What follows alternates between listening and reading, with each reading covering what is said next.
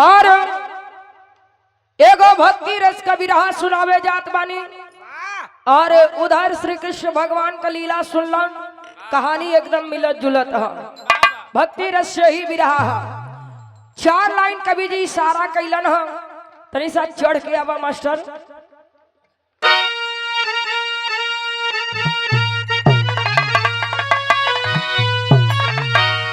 वक्त पे काम आया वही मर्दी है, अपनी कुर्बानी दे के बचा ले जो पानी। तो आन पे बान पे शान पे जो मरे, आज उससे मर्द की है कायम जिंदगानी। शहर कर ले दुर्योधन चला कुंज में, अकबर लिए वीर गंधर्व उस पे चढ़ाई। तो हार होगी मेरी हस्तिनापुर की, जिसके कारण समर में छिड़ी है लड़ाई।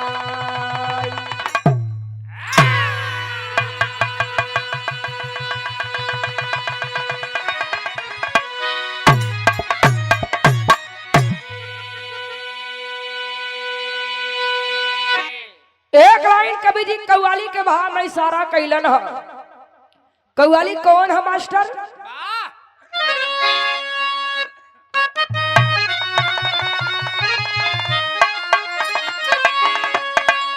अब मेरे खून दिल की मेहंदी, अब मेरे खून दिल की मेहंदी,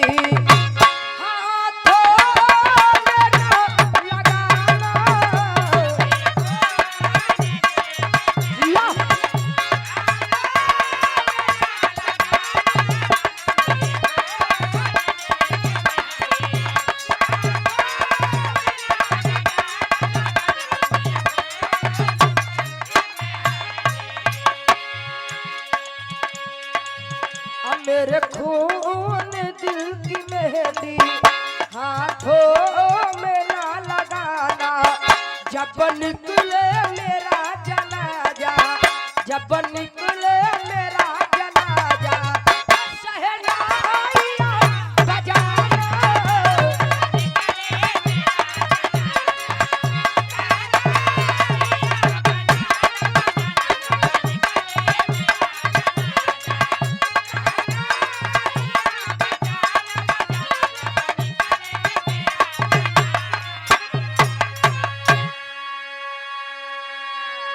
मेरे खून दिल की मेहंदी हाथों में ना लगाना, जब निकले मेरा जनाजा तो शहनाइयाँ बजाना। एक छोड़ी तनी सा भाव में आई, बड़ा सुंदर लाइन कवि जी लिखलन है। अपने आप के मर्द तो सभे लोग समझेलन, लेकिन असल में मर्द होला के 13-14 लड़का पैदा करेला। बाहर तुहार रिसोर्स, लेकिन एक छोड़ा हम बताइला कि असल में मर्द होला के। अन्ना हरी वही है योध्या, ना हरी वही है योध्या, वक्त पे जो काम आए।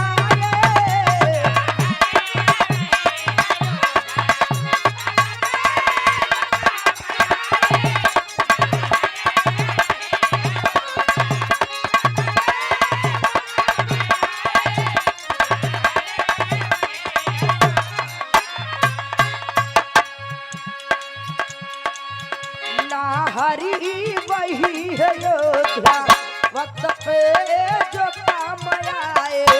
रख ले वो अपना पानी, रख ले वो अपना पानी,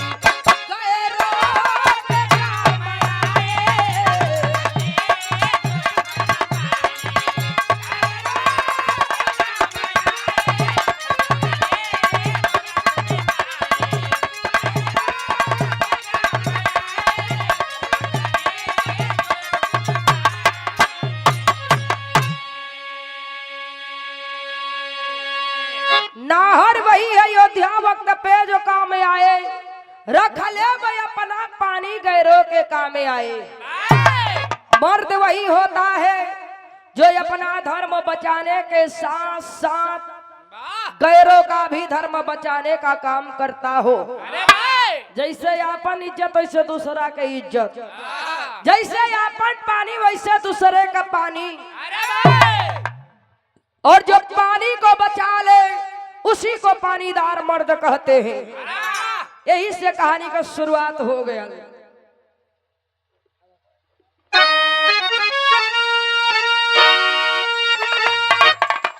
बंद करा दी का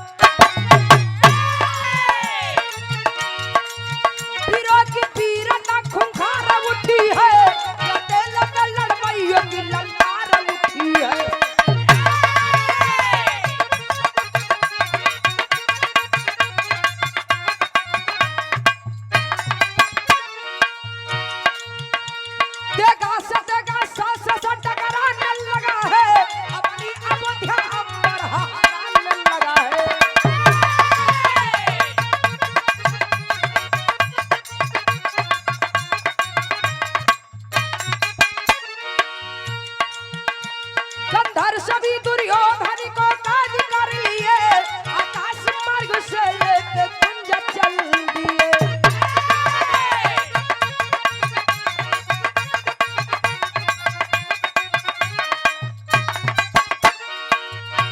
चिल्ला रहे कुर्बत बचाओ मेरे भैया, फंसी बिच मझधार में बलवान की नैया।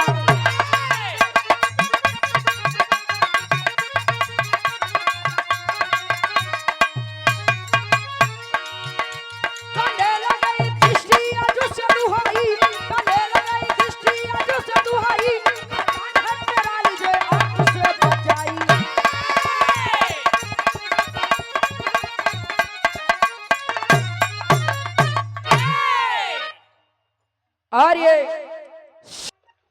एक दिन दुर्योधन अपने राजमहल से निकलता है, सैर करते करते काफी आगे निकल गया। आज जब काफी आगे निकल गया, सोच रहा है यदि इतना दूर आई गए हैं तो क्यों ना चल के नगर का बगीचा देख लो। जाके नगर का बगीचा देखता है, देखते ही देखते काफी आगे निकल गया और सभी गंधर्व की नजर उसी दुर्योधन पे टिकी है। देखते ही देखते दुर्योधन को पकड़ते हैं और आकाश मार्ग से लेके ऊपर चले जाते हैं। काफी ऊपर गया दुर्योधन, नीचे नजर पड़ती है, नीचे कौन खड़े हैं? धनुषधारी अर्जुन। वही से आवाज लगाता है, भैया अर्जुन मेरी जान बचा लीजिए भैया अर्जुन। लेकिन अर्जुन सुनकर भी अनसुना कर देते हैं, देखकर भी अनदेखा कर देते हैं। यही आवाज युधिष्ठिर यानी कि धर्मराज के कानों में पड़ती है। दौड़ के जाते कहते अर्जुन जाओ के जाके दुर्योधन को बचाओ। कल किए भैया तू समझत ना हुआ, हई इन लोगन के चाहे हम मारी आ चाहे कोई और मारी, लेकिन मोरी तो हमार दुश्मन वे ना। कले की ना हम मारेंगे ठीक है, कोई और मारेगा तो अपने खानदान की तौहीनी होगी। जाओ जाके तुम दुर्योधन को बचाओ। भाई का बात मान के अर्जुन चलन है। कैसे यहाँ को गीत लगल,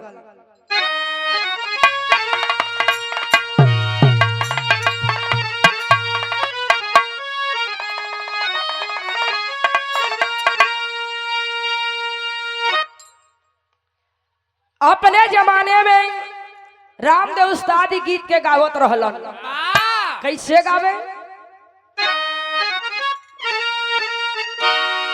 झूलनी पे उड़ाली,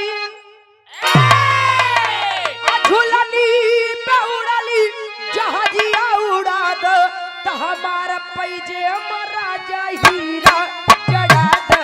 हमारा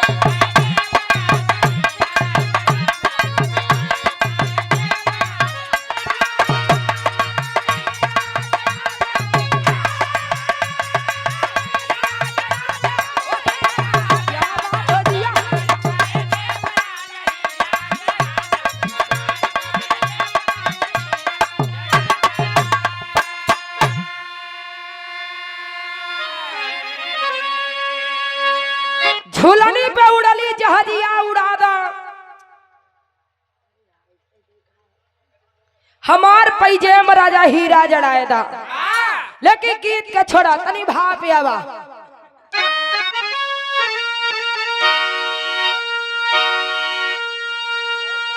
सुन के बचनिया सुन के बचनिया यो जी खिचल खौसा बना कहली गईले आज भय से जगनवा।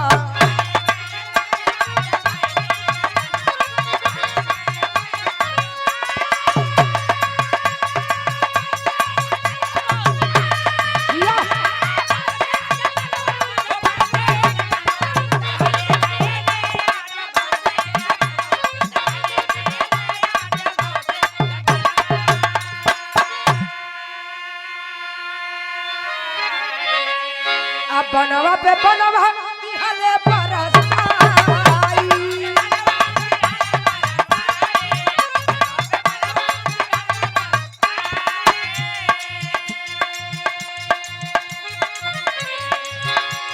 छोड़ के गंधर्व सभा कइले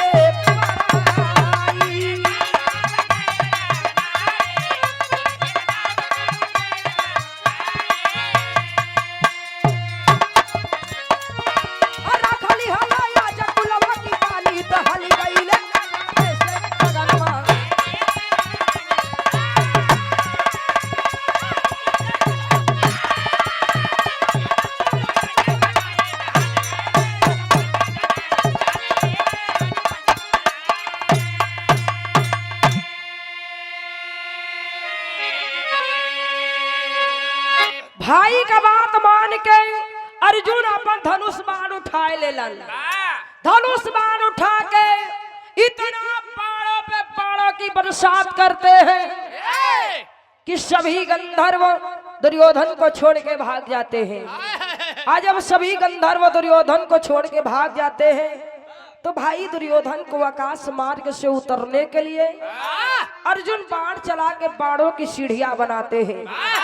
सीढ़ियों के सहारे दुर्योधन नीचे उतरता है। दौड़ के अर्जुन को गले से लगा लिया। भैया भैया अर्जुन, यदि आज आप ना होते ना, यदि आज आप ना होते ना तो ये साले गंधर्व तो मुझे मार ही डालते। आज मैं बहुत खुश हूँ। जो भी वरदान मांगना चाहते हो मांग लो, जो भी वरदान मांगोगे वो मिलेगा। कले की भैया वरदान दिहल चाहत हुआ तो सुना, ये हमार वरदान तोहरे ऊपर उधार रही। जब एक उचित समय आई तो हम अपन वरदान मांग ले। गीत बदल गई मास्टर।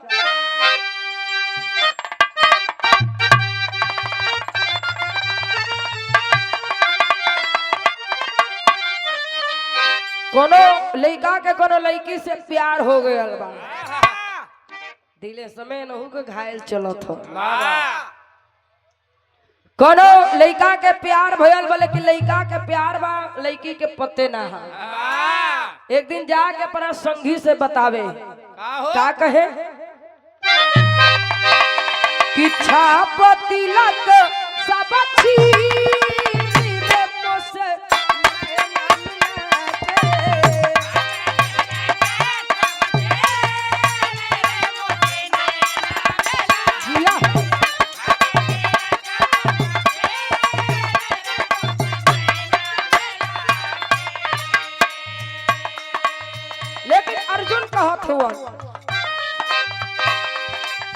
इहो वरदान रही ना कि हो पर आई जब समैया।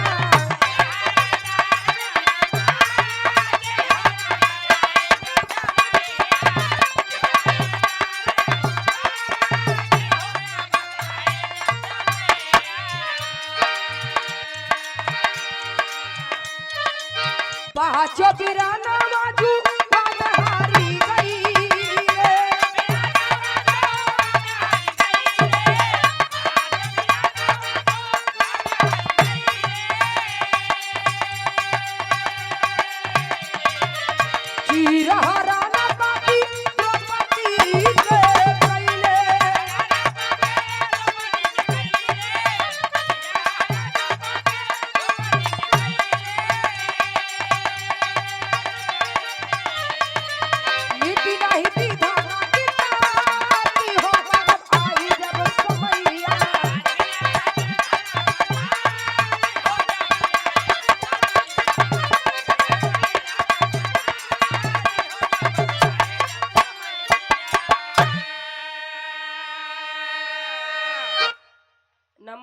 दी भैया। ब्रिजेश ब्रिजेश यादव 100 रुपए का पुरस्कार भैया के बहुत बहुत प्रणाम। अर्जुन कहलन कि भैया वरदान दिहल चाहत हुआ तो सुना, ई वरदान हमार आप पे उधार रही, जब एक उचित समय आई तो अपन वरदान के मांग ली। धीरे धीरे समय बीतल, 5 पांडव अपन राजपाट कौरव के हाथ हार गईलन, यहाँ तक कि रानी द्रौपदी के भी हार गईलन। दुशासन चीरहरण कैलेश तब वो वरदान ना मांगत हुवन। ई वरदान मांगे कब? जब एक उचित समय आई तब। धीरे धीरे समय बीतल, महाभारत में लड़ाई छिड़ गयल, तो समय गीत बदल गई मास्टर।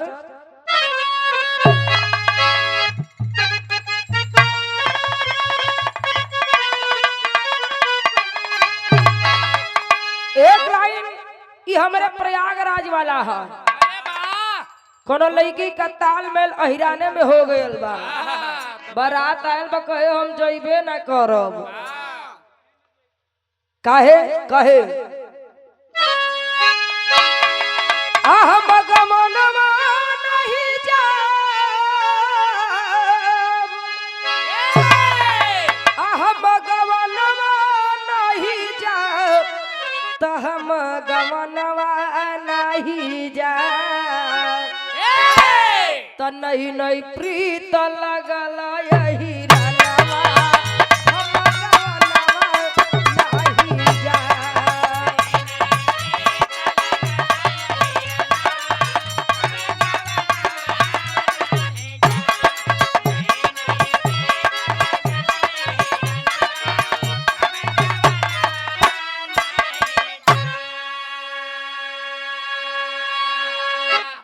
अहिरा खियावे पेड़ा मिठाई, ततई का खियाऊ बेबे मनवा।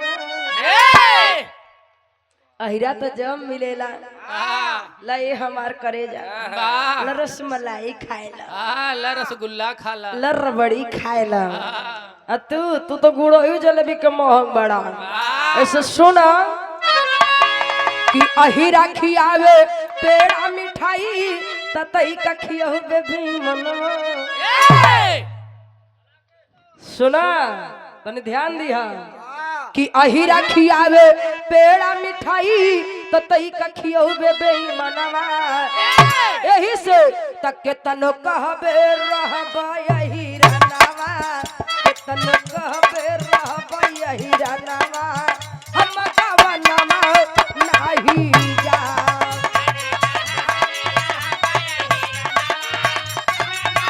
जिया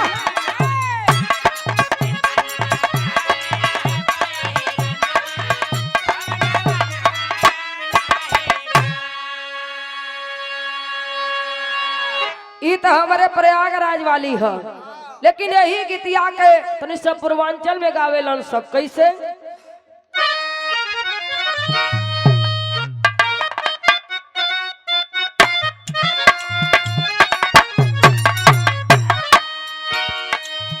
हम गवनवा नहीं जाब,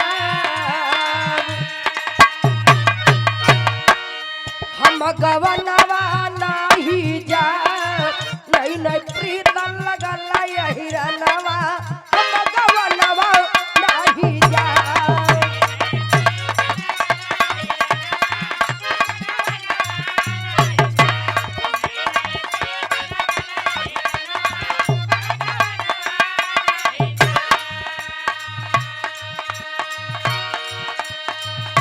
अभिरवा लड़ने लागे ना, अभिरवा लड़ने लागे ना, लागल रण भेरी मैदानवा, अभिरवा लड़ने लागे ना।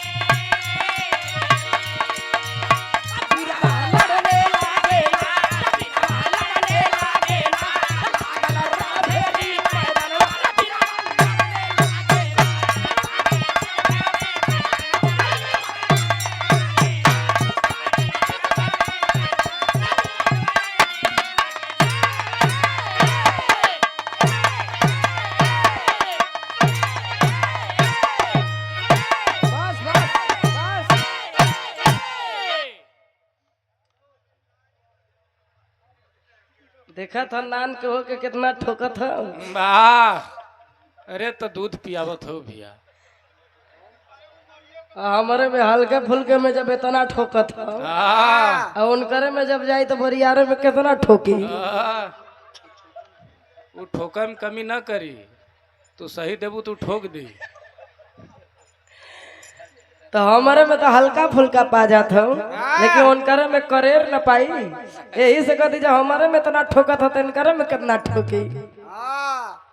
लेकिन लड़का बड़ा मेहनती है, हमारे भतीज है। वाह दूध दूध पियावलू रोज। काहे तो बिना खैले पियले रहत हो का। अगर एजा कम मिली कमल, एजा कम मिली दूध दूध ना तो चल जाए इधर। और जरे समय महाभारत में लड़ाई छिड़ल, वीर से वीर योद्धा अपन अपन वीरताई कायम करत हवन। लेकिन उन लड़ाई का एक वसूल रहे, दिन भर लड़ाई होखे और शाम की लड़ाई बंद हो जाए। आज और शाम की लड़ाई बंद हो जाए, सब योद्धा अपने अपने सैन्य कक्ष में जाके थोड़ी देर विश्राम करे। और विश्राम कैले के बाद राजसभा लगती थी। राजसभा में बातें होती थी, आखिर में कल की लड़ाई कैसे लड़ी जाएगी। बातें हो ही रही है कि दुर्योधन की नजर पड़ती है भीष्म पितामह पे। कहता है अपने आप को बहुत बड़ा योद्धा बताते हो। अरे भाई अपने आप को बहुत बड़ा योद्धा बताते हो, केवल 5 पांडवों को नहीं मार पा रहे हो। कौरवों की तरफ से जो भी सेना जाती है, कुछ ना कुछ सेना कम होके आती है, कुछ ना कुछ वीर कम होके आते हैं। 5 पांडवों की तरफ से नहीं सेना कम हो रही है, नहीं 5 पांडव कम हो रहे हैं। कहल जाला ए बाबू, जितना गोली बारूद काम ना करेला उतना एगो बतिया काम कर जाला। दुर्योधन का कहल बात भीष्म पितामह के करेजा में बाण नियन चुभल बा। काहे नियन? बाण नियन यानी कि तीर नियन। कबो कबो हम सोचीला कि तू लोगन के चक्कर में हमार जुबान न लड़खड़ा जाए कि बाण के जगह कुछ और निकल जाए। कड़ुआ चौथ होगा, जो के मत निकाला। अब हो ही गया, अब वो करवा चौथ गवा, कड़ुआ चौथ नहीं, कड़ुआ चौथ नहीं, करवा चौथ, करवा अब बिहान हो ही गया।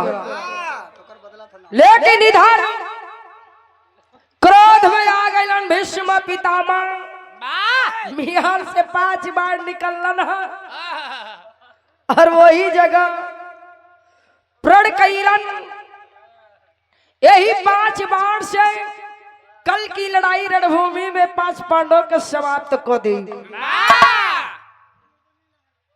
छवि बात का पता चलल मुरली मनोहर के, तो भयल का तेरी के भाव में कहना बा।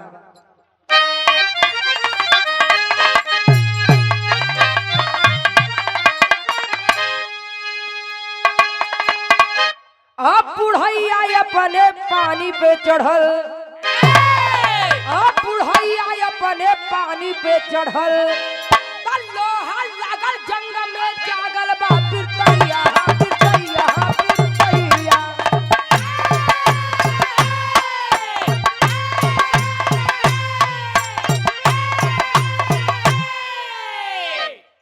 लोहा लागल जंग में जागल बा बिरतैया, बुढ़ैया अपने पानी पे चढ़ल। भीष्म पितामह क्रोध में आ गए हवन, यदि प्रण क लेलन तो हो ना हो कल की लड़ाई रणभूमि में 5 पांडव मारल जइहे। जाके अर्जुन बतावत हवन, अर्जुन से मुरली मनोहर बतावत हुए, अर्जुन थर थर थर कांपत हुवन। अरे बाप रे बाप, यदि भीष्म पितामह प्रण क लेले हुवन तो हो ना हो कल की लड़ाई रणभूमि में हम 5 भाई मारल जाई। समझावे लगल कल कि अर्जुन पगलाइल हुआ जा आज उचित समय आ गयल जाके ए भैया भैया तनी शांत रही लोग कले की जा जाके अपन वरदान के मांगला गईलन दुर्योधन के पास कले की भैया याद हो नो कले की याद है मांगो क्या मांगना चाहते हो कले की ज्यादा कुछ नहीं केवल एक दिन के लिए मुझे राजा बना दीजिए एक दिन के लिए अपना राजवी वस्त्र मुझे दे दीजिए दे दिलन राजा के भेष में गईलन भीष्म पितामह के पास खोलो कि ये दादा का है बुढ़ौती में परेशान हुआ ऐसा कर है पांचों बार तू हमें दे दा कल की लड़ाई रणभूमि में 5 पांडवों के समाप्त कर दी उन्हें कहा पता कि अर्जुन हम दुर्योधन अर्जुन के दुर्योधन समझ के 5 बार दे दिलन आज यही दूसरा दिन लड़ाई रणभूमि में पता चलल तो भयल का मिर्जापुर चौलर के भाव में कहना बा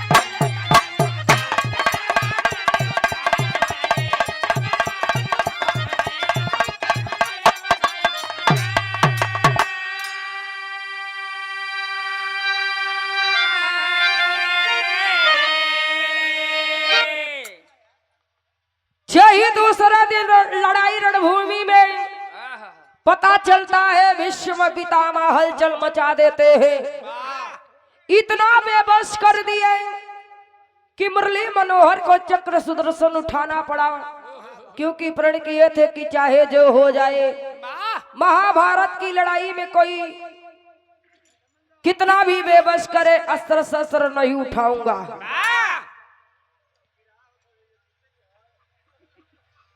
हो सकत है कि धान का कटनी लगल है घरवा सोते के नाम मिल लोखी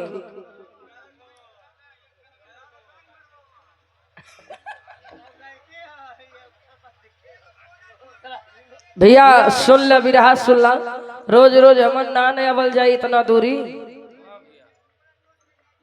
धर्मेंद्र का चाचा और ये धर्मेंद्र भैया के चाचा जी सुनील जी ना अशोक जी की तरफ से ₹251 का पुरस्कार देके सम्मानित किया गया। बहुत बहुत प्रणाम सब लोगों के, बहुत बहुत प्रणाम। और यही चक्र सुदर्शन उठाते हैं, इशारा कैलम शिखंडी हिजड़ा सामने आयल, भीष्म पितामह धनुष बाण नीचे रख देलन। काहे से प्रण कैले रहलन कि चाहे जवन हो जाई, महाभारत की लड़ाई में कोनो औरत या कोनो हिजड़ा आ जाई तो अस्त्र शस्त्र ना उठाई। अरे भाई वही समय इशारा कैलन, अर्जुन बाण चला के इतना बाण चलाते हैं कि पूरी शरीर छल्ली हो जाती है। सरसैया पे लेटे हैं भीष्म पितामह, फिर भी महाभारत की पूरी लड़ाई देखते हैं। तब कवि जी के आल्हा के भाव में लिखे के पढ़ल,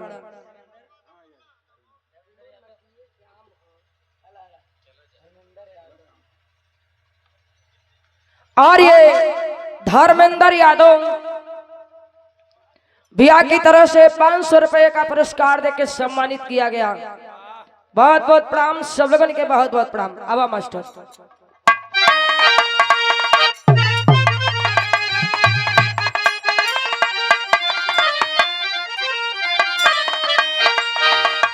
कितने बहादुर वीर होई है अधर्मी, तो करन देवरी आए कदिन डूबी मजधार।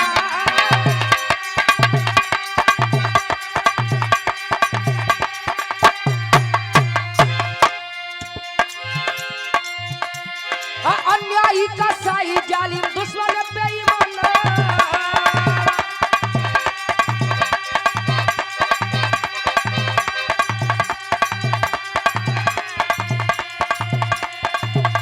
हकामी बेईमानवा के हो जाना संहार।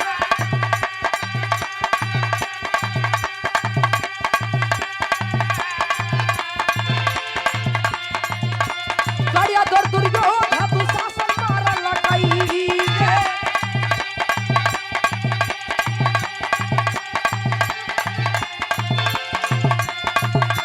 कटवा की सजारिया में सुतल ही समाद्वार।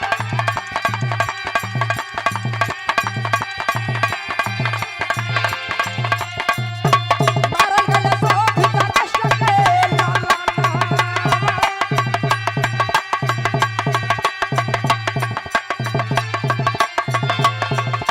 पुलवा में बचा नहीं कोई रोवाना हारे।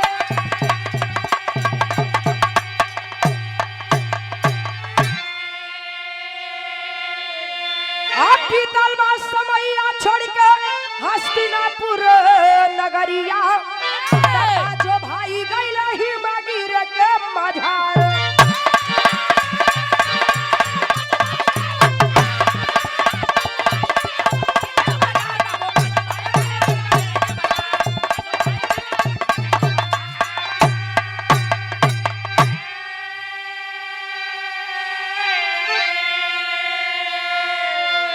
महाभारत की लड़ाई में कड़िया दौर दुर्योधन दुशासन भीष्म पितामह, जिनको इच्छा मौत का वरदान था, समय आ गया, अपन इच्छा से अपन प्राण के त्याग देहलन। आखिरी में पांचों भाई हिमगिर छोड़, हस्तिनापुर छोड़ के हिमगिर चले जाते हैं। आखिरी प्रमाण में कवि जी के लिखे के पढ़ो,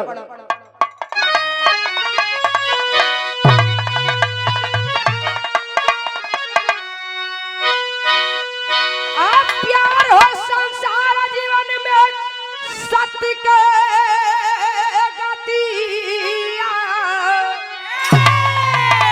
आप प्यार हो संसार जीवन में सत्य के गतिया। तब मदयर मोह में स्वाभाविक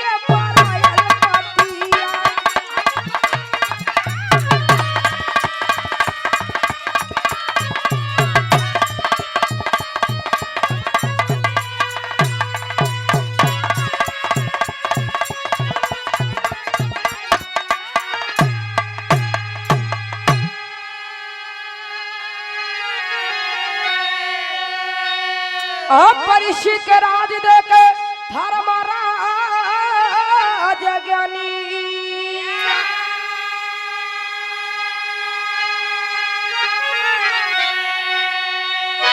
स्वर्ग में गईले लेके द्रौपदी भवानिया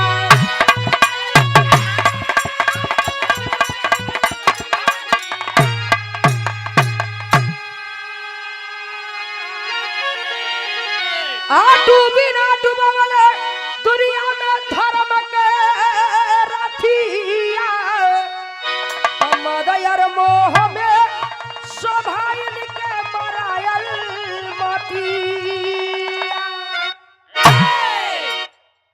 यही से कहल जाला सत्य और असत्य में अंतर का होला, धर्म और अधर्म में अंतर का होला। अधर्म के रास्ता पे पूरा कौरव गया, धर्म के रास्ता पे 5 पांडव गए। 5 पांडवों का विजयी पताका लहराया गया। अरे वाह! धृतराष्ट्र के 100 औलाद, लेकिन कुल में कोई दिया जलावे वाला भी ना बचल। 5 पांडवों का मांगन कितना रहल? कितना हो? केवल हम 5 भाइयों को केवल 5 गांव चाहिए। अभिमानी कौरव दुर्योधन कहता है 1 सुई के नोक बराबर जगह नहीं दूंगा। 5 गांव तो बहुत बड़ी बात है, जोने कारण महाभारत हो गया। आखिरी में परीक्षित के पूरा राजपाठ दे के धर्मराज रानी द्रौपदी के लेके स्वर्ग में चल गई। गुरु घराने का परिचय बा कहना बा।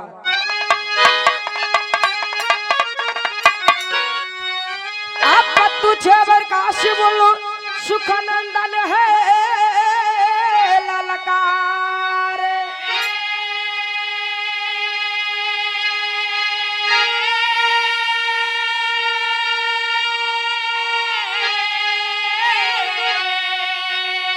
आकाश बोलो रंजित मनोहर कला से सबको मारे।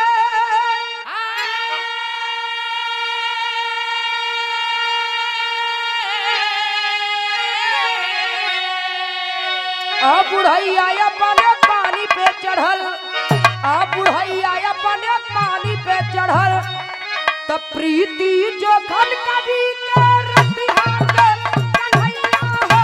बुढ़ैया अपने पानी पे चढ़ल।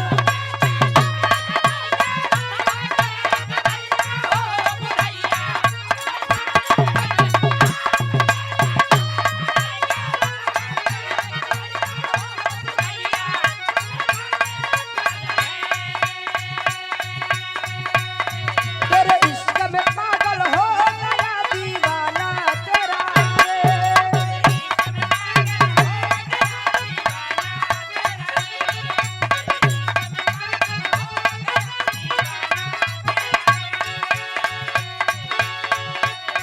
सच होते होते हो गया अफसाना मेरा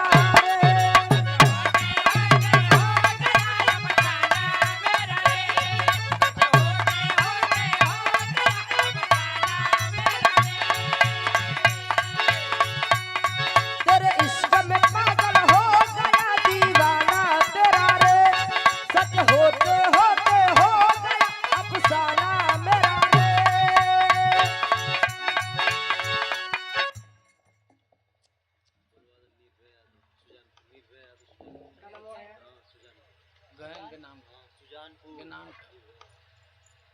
क्या नाम है भैया?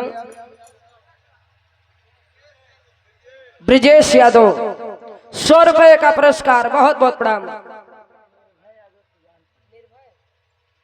और ये निर्भय यादव सुजानपुर से 50 रुपए का पुरस्कार। तेरे इश्क में पागल हो गया दीवाना तेरा रे।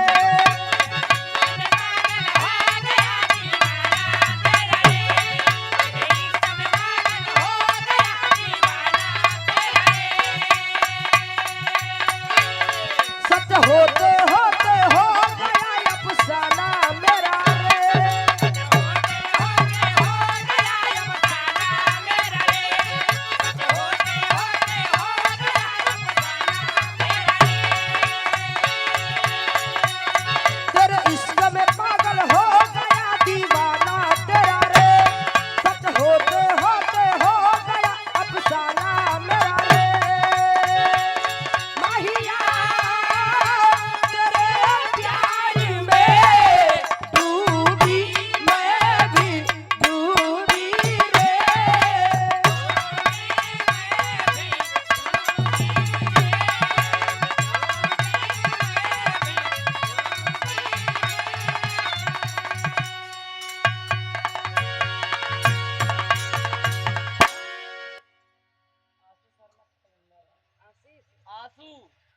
और ये आंसू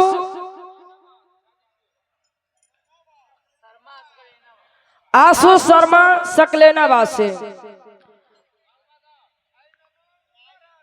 अच्छा, ये ढोलक मास्टर के लिए 200 रुपए का पुरस्कार। भैया के बहुत बहुत प्रणाम, सब लोगों के बहुत बहुत प्रणाम।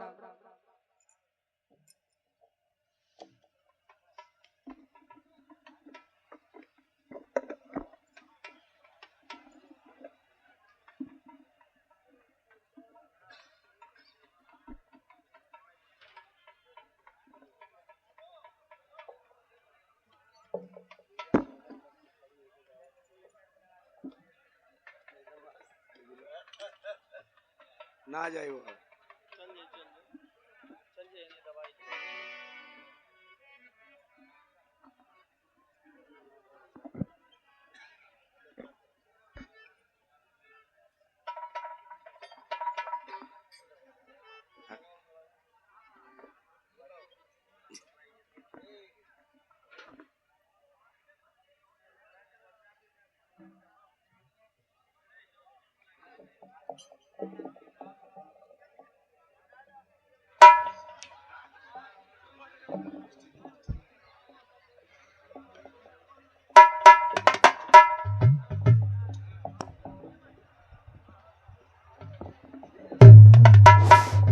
हालो